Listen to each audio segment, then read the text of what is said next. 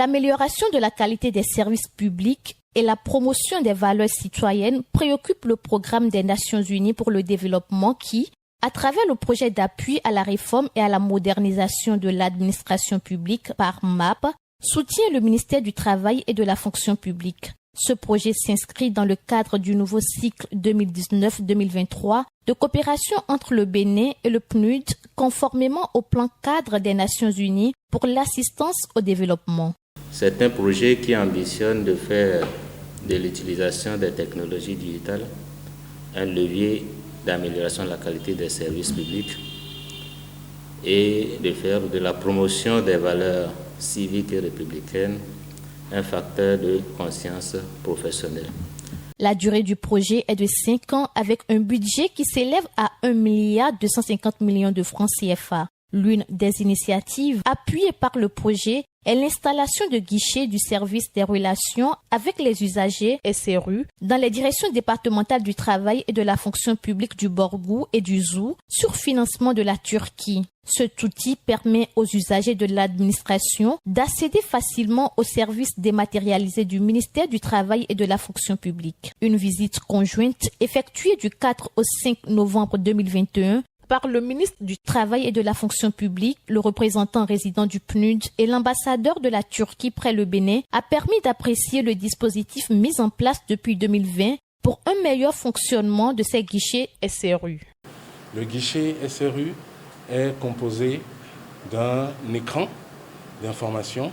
L'usager qui s'y rend a la possibilité, en attendant d'être pris en charge, de pouvoir accéder à l'ensemble de l'information que l'administration veut lui porter. En dehors de cet écran, nous avons une bande tactile connectée qui permet à l'usager d'accéder à l'ensemble du catalogue de prestations fournies par le ministère du Travail et de la fonction publique, aux conditions de délivrance, aux procédures de délivrance de chacune de ces prestations. Cette borne lui permet d'accéder à un environnement conversationnel, de pouvoir déposer, formuler ses préoccupations, suivre le traitement de ses requêtes, déposer ses plaintes qui sont directement acheminées au niveau central et prises en charge par les structures techniques.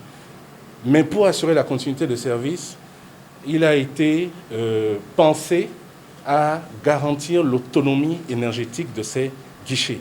À ce titre, ces guichets fonctionnent sur un champ solaire photovoltaïque et sur un dispositif de batterie qui garantissent la continuité de service. Ils peuvent fonctionner pendant, on va dire, 1 jour et demi sans discontinuer. C'est du B111. B111. Oui. C'est bien ça ici. Oui, B111. c'est une joie pour nous. Nous avons essayé, nous avons même tiré des actes et nous voudrions vraiment, en tant que partenaires sociaux, que nous puissions étendre la chose à toutes les communes. L'objectif du gouvernement, c'est d'installer les centres communaux de services publics dans les 77 communes. Il nous reste encore à installer ce dispositif dans 62 communes. Et les services des relations avec les usagers dans 10 départements ou dans 10 directions départementales de la fonction publique.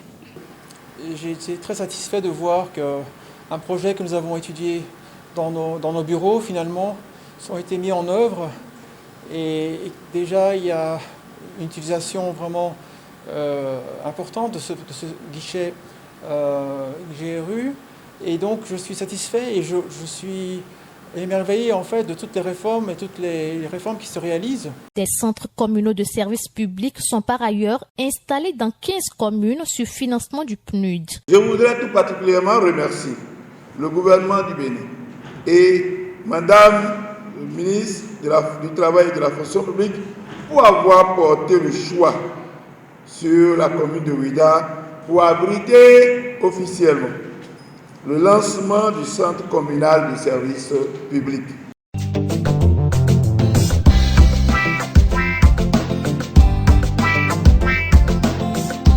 Et franchement, je suis très content pour le gouvernement de mon pays. Je ferai en sorte que, parce que c'est une responsabilité personnelle, non seulement les usagers soient largement informés, mais aussi et surtout faire un bon usage et la sécurité.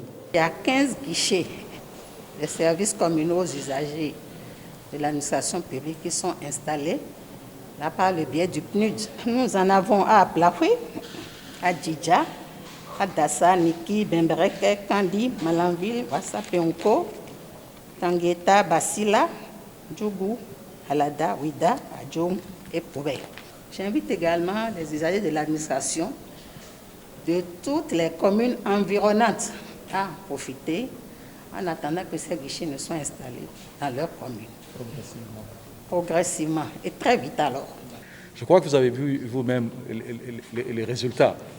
Donc, c'est des investissements qui ont vraiment permis de changer, je dirais, la vie des usagers. Donc, la dématérialisation des procédures, rapprocher l'administration des administrés, améliorer les relations entre l'administration et les administrés. Des actions vraiment très, très concrètes qui, je l'espère, vont contribuer donc à la croissance économique du pays, mais aussi et surtout à l'inclusion sociale. Un autre outil est la plateforme de recrutement des agents de l'État en cours d'installation sur financement du PNUD dans les directions départementales du travail et de la fonction publique du Zou et du Borgou. Aujourd'hui, le dispositif qui est en train d'être mis en place et qui sera déployé au niveau de tous les départements, c'est ce que vous voyez ici. C'est une salle qui est équipée en ordinateur, connectée à une bonne connexion Internet. Il y a une plateforme qui est en cours d'expérimentation déjà pour faciliter aux candidats de postuler au concours de recrutement. Plus besoin de se bousculer. Lorsqu'il y a un concours qui est lancé, ce concours est publié au niveau de cette plateforme. Les candidats vont se manifester, vont s'inscrire sur cette plateforme et postuler pour des concours. Toujours à partir de cette plateforme, tu auras un rendez-vous pour le dépôt physique du dossier afin qu'on puisse attester que les informations que tu as déclarées sur la plateforme sont vérifiables et il y a un support juridique, les diplômes, les actes de naissance qui sont aussi dématérialisés aujourd'hui déjà. Suite à cela, l'étude des dossiers qui se faisait de manière manuelle sera faite directement à partir de cette plateforme et le dialogue candidat et administration sera un dialogue automatique. Lorsque ton dossier a un souci ou il y a une insuffisance, on va te le notifier directement au niveau de ton adresse email que tu avais utilisée pour t'inscrire. Lorsque tout cela est fini, les travaux de secrétariat, les travaux confidentiels, tout ça est exécuté toujours à partir des plateformes qui sont mises en place. Il faut dire qu'il y a aujourd'hui des partenaires qui nous appuient dans la réalisation de ce projet. Nous avons le PNUD, nous avons la Turquie. Je voudrais, à la suite de cette mission conjointe, au cours de laquelle nous avons été tous épatés, inviter d'autres partenaires à venir nous appuyer dans la mise en place de ces guichets-là. J'ai pris l'engagement que le PNUD fera tout ce qui est nécessaire pour mobiliser également d'autres partenaires techniques et financiers et accompagner les autorités dans cette démarche que je considère vraiment comme quelque chose de très, très honorable. Donc le PNUD sera là, techniquement nous serons là, financièrement, dans la limite de nos moyens, nous le serons également, mais beaucoup plus au-delà de ça, je crois que nous serons là dans la mobilisation des autres partenaires. Et là, je suis très satisfait, donc je vais faire mon rapport à ma capitale. Et après, nous verrons. Vous savez que la Turquie fait partie des PTF du Bénin. Ce sont des choses qu'on discute dans le groupe des PTF. Et je vais aussi leur expliquer aux autres partenaires techniques et financiers que ce projet mérite d'être soutenu. Un autre appui du PNUD est le financement du projet d'appui à la dématérialisation des démarches et procédures administratives, PADPA, ou Covid et dématérialisation, pour un montant de 823 695 000 francs CFA. Le dit projet lancé le mardi 23 mars 2021 vise à freiner la propagation et la transmission du coronavirus COVID-19 au moyen des technologies de l'information et de la communication TIC. Avec l'apparition du coronavirus, cet appui apporté dans le domaine de l'administration numérique est devenu une priorité absolue, puisqu'on se rend à l'évidence que la propagation de la pandémie passe par les interactions physiques. Ainsi, l'utilisation massive des technologies de l'information et de la communication à des fins de communication se révèle utile et efficace dans les actions d'endiguement de cette pandémie. C'est ce qui justifie l'accompagnement du PNUD au gouvernement béninois pour la mise en œuvre de ce nouveau projet.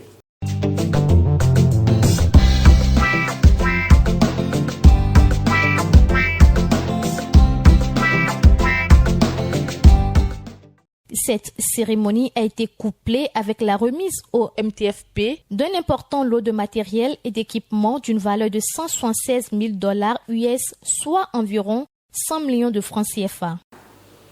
Monsieur le représentant résident, je voudrais d'ores et déjà vous rassurer que les bénéficiaires des 10 matériels en feront un bon usage pour des services de meilleure qualité aux usagers clients de l'administration publique.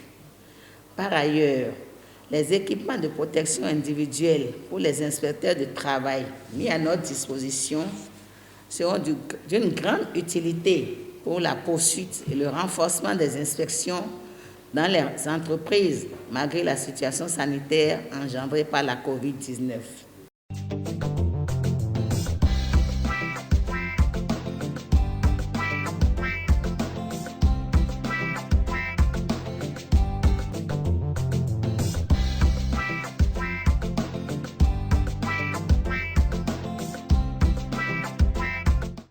Le PAMAP, c'est un tout. Et nous avons la chance, au niveau du projet, avec la réflexion et l'accompagnement de notre team leader et autres, de pouvoir décrocher des financements spécifiques pour mettre en œuvre certaines interventions à grande échelle. Donc, c'est un peu ce qui est arrivé avec PADPA. PADPA, ce n'est pas différent de PAMAP, mais c'est des interventions au niveau de PAMAP que nous avons prises qui devraient se mener à petite échelle, que nous avons sorties pour pouvoir mener ces interventions à grande échelle. Nous avons pris en réalité Covid comme une opportunité et nous avons documenté et on a mis en avant nos actions de dématérialisation que nous sommes en train de faire déjà et on a dit que nous voulons porter ces interventions-là à échelle. Suite au lancement du PADPA, un atelier de présentation et d'appropriation a réuni les parties prenantes en mai 2021 à Porto Novo. Il a été question de mettre tous les acteurs au même niveau d'information sur le dit projet et d'élaborer une feuille de route pour sa mise en œuvre. Si on a pu avoir ce $1 500 000, c'est grâce d'abord aux résultats que vous avez pu atteindre donc avec l'ancien projet, donc le projet de $720 000. Donc je voudrais, au nom du programme des Nations Unies pour le développement, saluer d'abord le leadership donc, de Madame la ministre, mais surtout saluer vous tous qui êtes ici présents pour votre participation très active, mais surtout les sacrifices que vous avez consentis donc, dans le cadre donc, de la mise en œuvre des différentes activités que nous avons eu à identifier. L'appui du PARMAP au ministère du Travail et de la Fonction publique a également consisté en la mise en place de plus d'une dizaine de plateformes de services publics. Pour leur exploitation efficace et efficiente, le PARMAP a assuré le renforcement des capacités des acteurs à divers niveaux. La réflexion sur la pertinence du fonctionnement du SIGEC, le système de gestion électronique des courriers, a aussi retenu l'attention.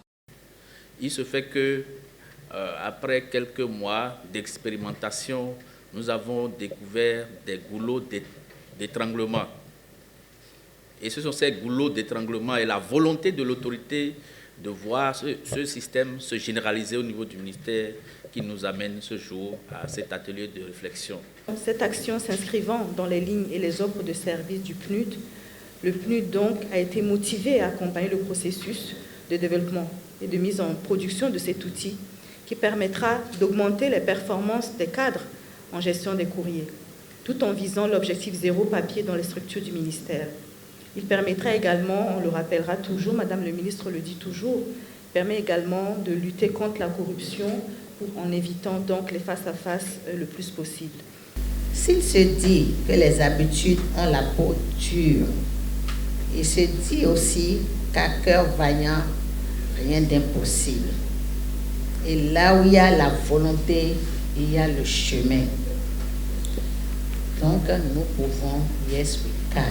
L'implémentation des paraphes et signatures en ligne a été une autre initiative du ministère appuyée par le PARMAP, un atelier d'échange pour l'optimisation des processus de signature des actes administratifs et la définition des caractéristiques y afférentes s'est tenue en juillet 2021 à Porto Novo. La signature électronique donne plusieurs avantages. L'avantage numéro 1, il assure la sécurité du document électronique. Deuxième avantage, il assure l'authenticité du document qui a été signé et aussi la non-répudiation. Et quand la signature électronique est appliquée, il diminue le besoin d'imprimer, par exemple. Donc, qui veut dire que quand on a appliqué la signature électronique, on n'a pas besoin d'imprimer ou de scanner les documents. Maintenant, quand on imprime et quand on scanne, tout ça, ça va avec les coûts associés. Donc, la signature électronique va permettre au gouvernement de diminuer les coûts qui sont basés sur les procédures manuelles ou manuscrits de signature. Et l'autre avantage, c'est l'avantage associé au temps. En termes de formation et de rencontres d'échange, les exemples foisonnent. C'est le cas en mars 2020 de la formation des points focaux, des cellules sectorielles de la réforme administrative et institutionnelle, des ministères à l'exploitation et à la mise à jour de la base de données sur les réformes administratives et institutionnelles. Il en est de même du renforcement des capacités des acteurs et points focaux sur le système hybride de collecte et de traitement des données sur le genre dans l'administration publique. La rencontre en septembre 2020 à Poços Tomé des gestionnaires des ressources humaines de l'État sur l'analyse de suivi et d'évaluation des actions de GRH de l'État au niveau des ministères agro-effectifs. À l'occasion, la deuxième édition du guide méthodologique de la planification stratégique des ressources humaines a été lancée au profit des gestionnaires des ressources humaines. Nous pensons quand même que les gestionnaires des ressources humaines au niveau des ministères et institutions de l'État feront un bon usage de ce document et le ministère de la fonction publique est là pour les accompagner afin qu'à travers ce document, nous mettions à la disposition de nos populations des cadres compétents, des cadres disponibles, des cadres pouvant efficacement régler les problèmes des populations et que, à travers ce document, nous puissions dire que le ministère de la fonction publique concourt davantage à la réalisation du PAG. Un autre appui important du PARMAP concerne l'actualisation de la Charte nationale pour la gouvernance du développement du Bénin, une charte devenue caduque avec le temps.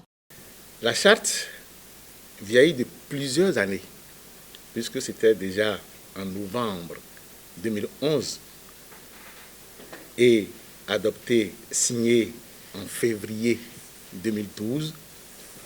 La charte donc a fait du chemin sans une mise en œuvre concrète et visible.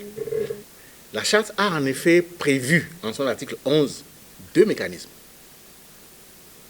Le premier est relatif à sa mise en œuvre et à son suivi-évaluation et comprend des représentants d'organes chargés de la gouvernance démocratique et ceux de la société civile ainsi que du secteur privé.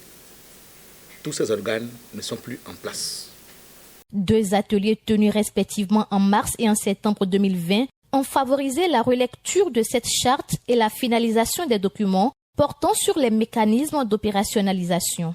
C'est dans ce cadre que nous avons invité un certain nombre d'acteurs, des acteurs clés qui sont nécessaires donc, pour la mise en œuvre de la charte, pour nous aider à réfléchir, pour actualiser donc, ce mécanisme-là. Ils sont arrivés, ils nous ont aidés à décortiquer la charte, à relever les éléments qui seraient devenus caducs dans la charte et qui pourraient être pris en compte dans le cadre d'une certaine révision de la charte elle-même, et en même temps de définir les grandes lignes du mécanisme, parce que sans ce mécanisme, la mise en œuvre, ça va être difficile.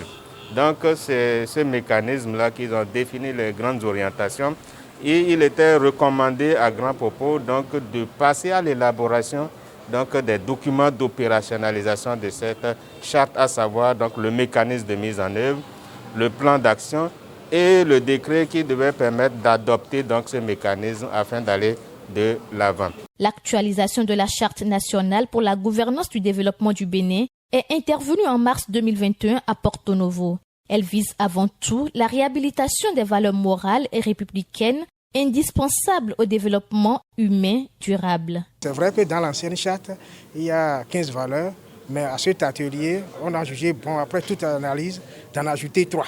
Il s'agit de la tolérance, du patriotisme et du civisme. Nous avons ajouté ces 3 valeurs. Donc de 15, on est passé à 18 valeurs désormais. On a atteint les résultats visés si j'essaye de jeter un regard rétrospectif. Mais avec les travaux que vous venez de réaliser, je peux dire qu'aujourd'hui, nous avons une boussole. Nous avons une boussole qui nous permet de savoir où nous allons. La suite de cet atelier, c'est l'introduction de nos communications en Conseil des ministres afin d'adopter les différents documents de mise en œuvre de la Charte nationale pour la gouvernance et le développement du Bénin. Donc, ces documents sont au nombre de 3. Nous avons le plan d'action de mise en œuvre de la Charte. Nous avons les décrets d'application qui définissent les comités devant permettre la mise en œuvre de cette charte-là, assortie d'un chronogramme de mise en œuvre. L'actualisation de la Charte nationale pour la gouvernance du développement du Bénin va déboucher en août 2021 sur la réflexion relative à la possibilité de l'introduction de la citoyenneté dans les programmes scolaires et universitaires. Un certain nombre de questions se posent à nous. 1. Comment faire de l'éducation à la citoyenneté une réalité dans nos écoles? 2. Quelle approche pour que l'éducation à la citoyenneté soit prise en charge par les programmes d'enseignement? Et enfin 3. Quelles disciplines prendront en charge cette thématique? Les travaux de cet atelier constitueront des inputs à la grande réflexion de la réforme sur les programmes qui s'annoncent pour bientôt et qui est organisé par le Conseil national de l'éducation. Cela implique que le rapport de cet atelier devra être officiellement transmis au Conseil national de l'éducation pour l'avis conforme. L'extension du système intégré de gestion des ressources humaines, SIGRH, au ministère agroeffectif est un autre chantier du ministère du Travail et de la fonction publique. L'appui du PARMAP dans ce cadre concerne l'équipement d'une salle SIGRH pour chaque ministère, le déploiement de l'outil et bien d'autres. Nous sommes ici à la réception définitive de la salle SIGRH du ministère des Enseignements secondaires techniques et de la formation professionnelle. Je voudrais vous remercier pour la mise en place de cette plateforme qui permet désormais à vos collaborateurs de gérer les carrières de vos agents sur place. Faire la gestion sur place, non seulement faire la gestion sur place, mais permettre un suivi au quotidien de la carrière des agents. Madame la ministre du Travail et de la fonction publique, vous imaginez mes sentiments actuellement. Mes sentiments sont débordants de joie, parce que nous pouvons dire que nous avons atteint un de nos objectifs. L'acquisition d'un serveur de génération 9 pour le renforcement du cœur du réseau local du ministère du Travail et de la fonction publique est aussi à mettre à l'actif du PNUD à travers le PARMAP. Il en est de même de ce véhicule acquis au profit du ministère dans le cadre des appuis sur le terrain. Au nom de l'organisation dont j'ai la charge, le PNUD, je suis heureux de vous remettre ces clés pour ce véhicule.